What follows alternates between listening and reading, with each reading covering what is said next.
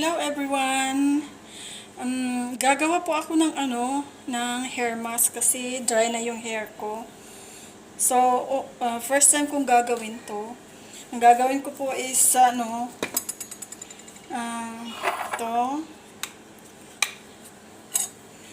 2 kutsara ng conditioner.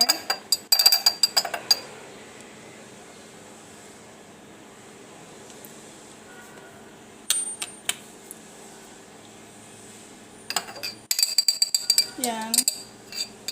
Ang lalim ng ng paglagyan.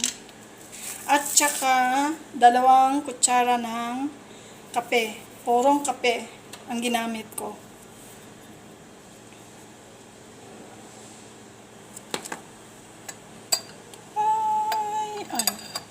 Isa,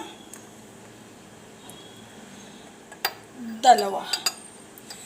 So, paghaluin ko lang to, ganyan. Parang dry man siya.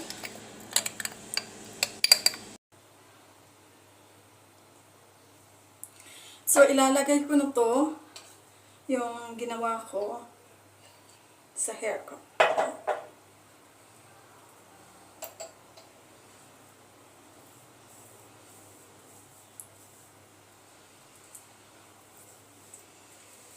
Takaragin ka rin.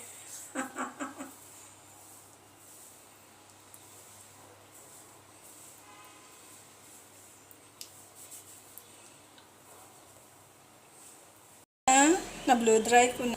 Blower na pala. Malambot siya. Make sure guys na medyo basa-basa yung yung mixing nyo para hindi siya